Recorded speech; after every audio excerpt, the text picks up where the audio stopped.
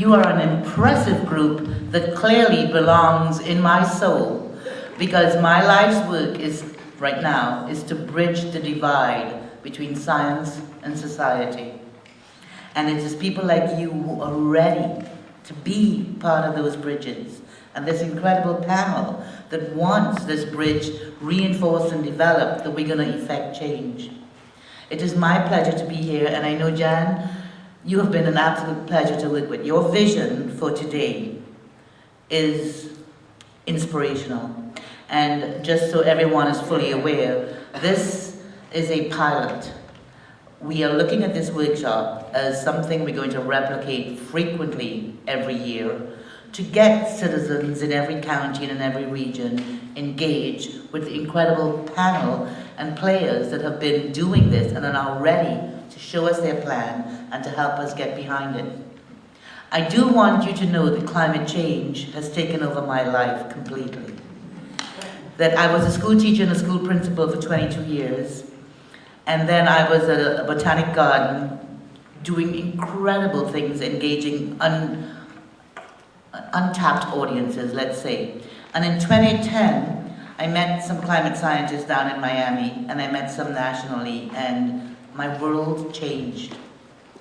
Because it's like they were screaming and yelling in a vacuum and nobody was hearing them.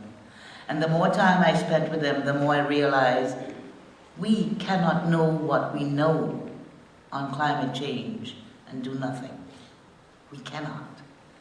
And so this whole idea of how do we go about bridging this divide between science and society has been a 3-year experiment for me and the Clio Institute. And we're trying a million ways to get people to find their voice and share their voice on climate change.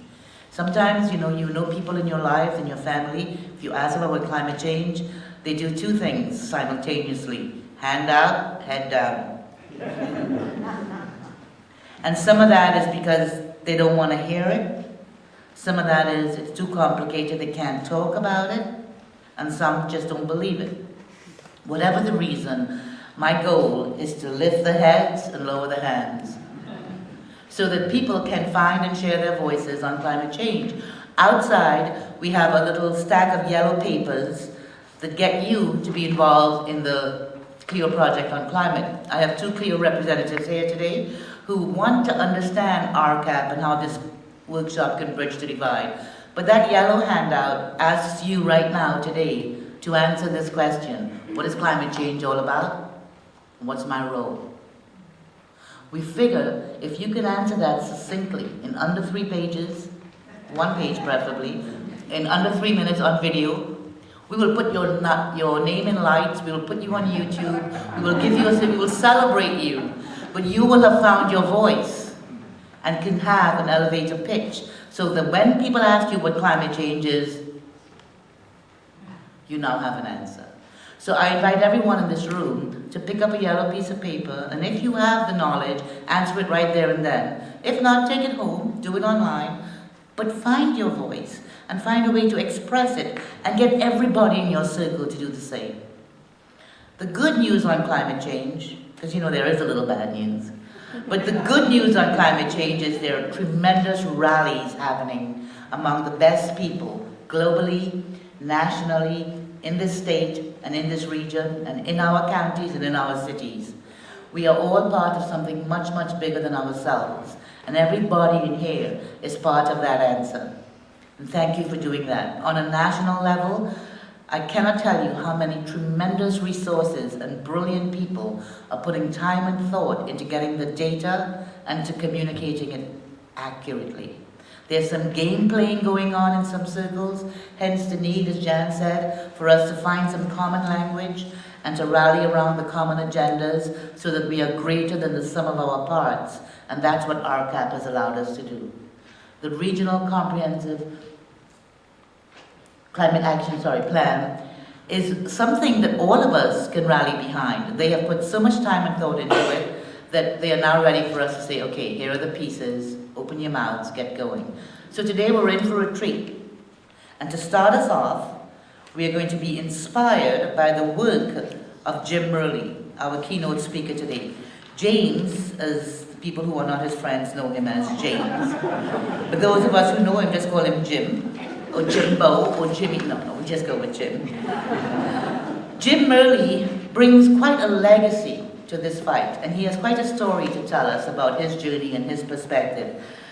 James, or Jim Murley, has spent more than 3 decades working on public policy issues that are important to Florida.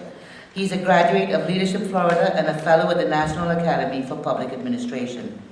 He currently holds the position of Executive Director of the South Florida Regional Planning Council.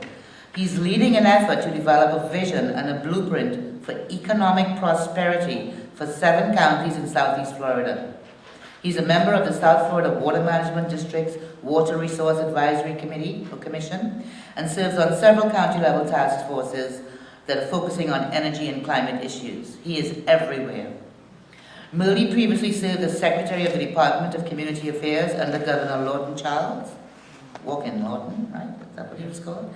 Working on comprehensive plans, economic development, energy, and emergency management. He has served on various state commissions, including Florida Housing Finance Corporation, Communities Trust, and most recently served 3 years in the chair of the Florida Energy and Climate Commission.